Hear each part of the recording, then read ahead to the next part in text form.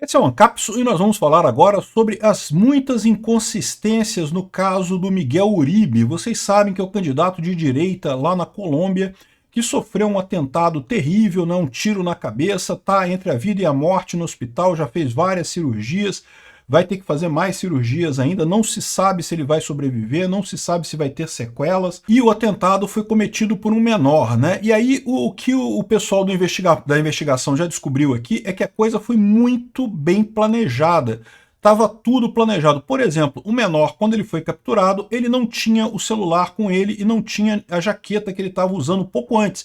Eles têm imagem do rapaz com o celular e com uma jaqueta, e ele não estava nem com a jaqueta nem com o celular quando foi capturado, o que indica que ele passou essas coisas para alguém antes de fazer o atentado, ou seja, foi planejado, ele estava com alguém lá como cúmplice, né?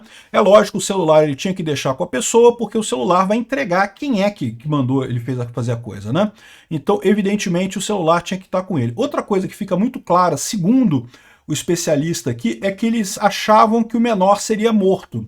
A mesma coisa falaram do Adélio Bispo no ataque do Bolsonaro. Você lembra? O pessoal imaginou, não, que o Adélio Bispo vai ser morto. Porque quando fizer o atentado contra Bolsonaro, a população bolsonarista, tudo quanto é bolsonarista é violento, né, vai querer matar o cara, né? Vai linchar o cara ali mesmo. Acabou que não, né? Prenderam o cara e ao contrário, surgiu gente, ó, não encosta no cara, porque tem que investigar esse sujeito, ver quem é que tá com ele, né? E a mesma coisa aconteceu com o menor que foi capturado sem ser morto, né? Mas tem algumas coisas que chamam atenção nessa história. Vamos entender isso daqui. Essa notícia foi sugerida por Não é Petro, é Petro, Ancap Reborn e várias outras pessoas. Obrigado aí ao pessoal que sugeriu notícias lá no nosso site, no visãolibertaria.com. E obrigado a você que está assistindo o nosso vídeo. Se você gosta do nosso conteúdo, por favor, deixe o seu like, se inscreva aqui no canal, né? Pois bem, o atentado contra o Miguel Uribe, vocês sabem, aconteceu alguns dias atrás, um absurdo, né? O Miguel Uribe, hoje, ele é senador na Colômbia e é o candidato preferido para a eleição do ano que vem. Ano que vem, no início de 2026, tem eleições na Colômbia. O Gustavo Petro, que é o atual presidente, deve perder as eleições, ou Petro, segundo diz o cara aqui. Bom, vocês sabem quem é a pessoa, né? Isso que importa. Enfim, deve perder as eleições, está com popularidade muito em baixa, está querendo fazer um monte de reforma lá. Aí está aqui, ó. Com a suspensão da regra fiscal, a Colômbia está em risco de cair no seu segundo maior déficit fiscal da história. A Colômbia está quebrada, não tem dinheiro. Olha que curiosidade, como é que você vê botar esquerdista no poder é quebrar o país, sempre, todas as vezes, 100% das vezes. Bota o Lula no Brasil, quebra o Brasil. Bota na Colômbia, quebra a Colômbia. Bota comunista na presidência de qualquer país, quebra o país. É só natural que isso aconteça. Comunismo é assim mesmo, quebra mesmo a economia do país, né?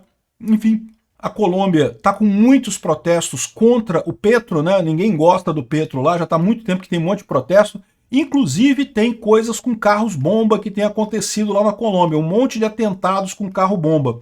O que tem a ver uma coisa com a outra, não dá para saber. Se isso daqui é contra o Petro ou a favor do Petro, não dá para saber. Mas tem um monte de imagens aqui, ó, de pelo menos 7 atentados terroristas com bombas na Colômbia nos últimos anos aí, ou seja, é justamente devido a essa tensão que tem.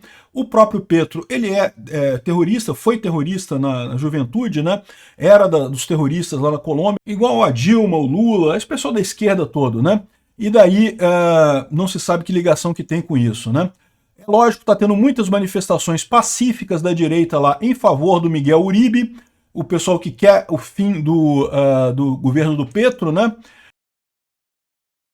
O caso do Miguel Uribe é sério, tá aqui um raio-x que tá na internet aí do caso dele. Dá para ver a bala alojada no cérebro, uma parte grande do cérebro comprometida aqui, o crânio totalmente aberto, certamente vai ter complicações isso daqui, eu espero que ele consiga sobreviver, que ele tenha o mínimo de sequelas disso daqui, mas realmente foi um atentado muito sério, muito sangramento, muita coisa prejudicada, né? Enfim, não se sabe ainda o resultado final, mas aí o curioso é isso, por quê? Esse daqui é um vídeo do Miguel Uribe no dia anterior ao dia que ele sofreu o atentado. Quer ver ele falando? Olha só, vou mostrar para vocês aqui, ó. Ministro que firme el decreto convocando a la consulta popular, lo demandaré por prevaricato. Primero la Constitución, primero el pueblo colombiano.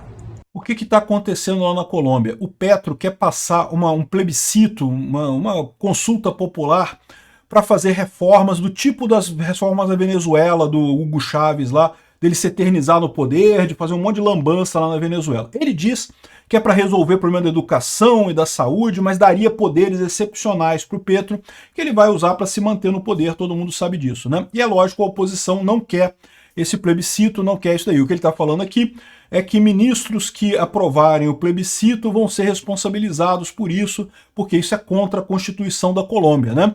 E o Petro insiste nesse plebiscito aqui, ó, contra todos. Petro vai fazer um decretaço que convoca consulta popular, o plebiscito, mesmo com a crise institucional devido ao atentado contra o Miguel Uribe. O cara está desesperado. Ou será que não foi exatamente para isso que ele fez o atentado, né? Ele criou a confusão toda porque o grande opositor dele era quem estava segurando essa questão dessa consulta popular, que certamente vai ser fraudada e ele vai tentar fazer isso para dar poderes absolutos para ele por lá. A gente tem que ficar de olho nisso, porque esses truques de esquerdistas são todos muito parecidos, tá? Corre o risco do Lula inventar alguma coisa assim. Eu não sei se vocês sabem, recentemente o Lula decretou emergência na saúde brasileira. Essa notícia foi pouquíssimo falada. Ele decretou emergência na saúde brasileira, dizendo que a saúde está com problemas, que não tem, né, não tem dinheiro e que está com falta de pessoal e não sei o que lá. Bom, sim, a saúde brasileira tem problemas, falta pessoal e coisa, mas ela tá sem problemas, está com problemas há muito tempo. Falta pessoal há muito tempo, falta recurso há muito tempo.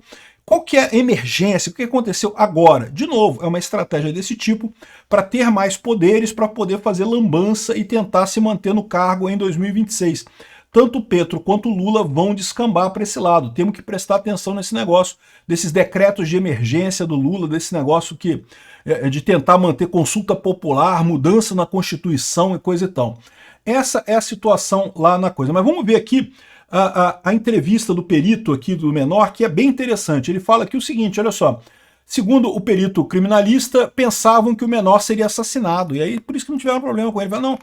Ele fala aqui que chama atenção algumas particularidades muito específicas, né? A participação do menor de idade, que foi tudo estudado, foi tudo desenvolvido previamente a cometer o ato, ou seja, tudo foi treinado antes, o menor estava treinado para fazer isso. A pena máxima no sistema de responsabilidade penal de adolescentes lá na Colômbia é no máximo de 8 anos, mas dificilmente fica 8 anos. Aqui no Brasil é 3 anos, só para o pessoal ter uma noção aí, né? Mas enfim, aqui também, raramente o menor fica 3 anos e coisa e tal. E a questão é que tudo que sucede ao redor do menor de idade tem que ver com o caso, ou seja, tem que ver o que aconteceu, o que estava fazendo isso. Por exemplo, o jovem, quando chegou na manifestação, já não tinha a jaqueta. É claro que tem casos menores de idade que não atuam sozinhos. A jaqueta é a chave para explicar por que não tem também o celular. Ele mandou que teria os funcionários da Polícia Judicial era extrair a informação do celular para saber o que estava acontecendo, com o que ele estava trocando mensagem, e isso não conseguiu, não pode ser feito. Aqui ó, mostra uma imagem, um garoto, um pouco antes, ele estava com a jaqueta e estava com o celular. E em determinado momento, no momento que ele fez o ataque, ele estava sem a jaqueta e sem o celular, né? Então, ou seja, para quem que ele deu essa jaqueta? Estão procurando agora imagens de vídeo para saber para quem que ele deu essa jaqueta, onde é que está esse celular que eles fizeram isso daí, né? E ele fala aqui sobre o iter criminis, né? A fase interna, que é a idealização, e depois para atos preparatórios, executórios. Ou seja, claramente tem que ver quem é que ajudou o menor nessa história, porque o menor não vai ter pena muito grande, mas tem que saber quem é que fez isso, né? E pior, né? É difícil convencer o menor a cooperar, porque ele tem muita proteção, ele sabe que vai pegar uma pena pequena e certamente quem quer que seja que tenha contratado ele prometeu alguma coisa muito importante para ele, né? O que se sabe até o momento, né?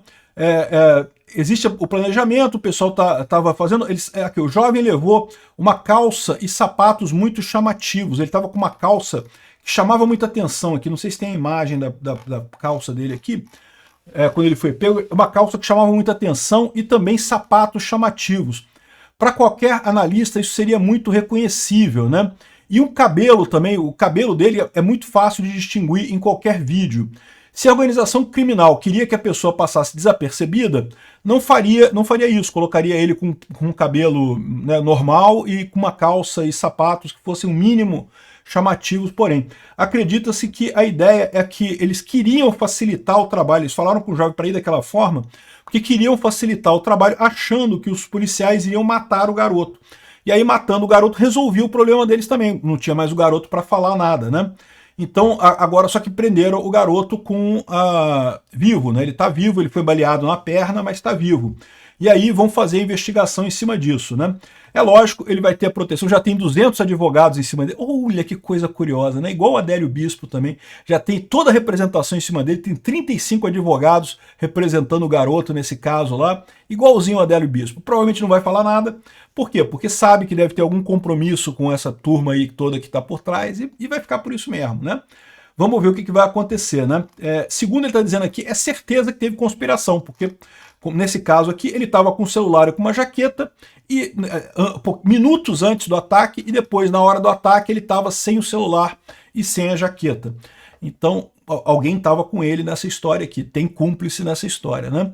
Ou seja, é uma tristeza muito grande isso daqui e temos que prestar atenção nessas táticas de esquerda aqui no Brasil, porque vai chegar 2026, o Lula vai estar desesperado, ele vai fazer qualquer coisa que for possível ou impossível para ganhar a eleição, né? E isso inclui esse tipo de lambança de atentados contra pessoas da direita, perseguição da direita, censura e tudo mais.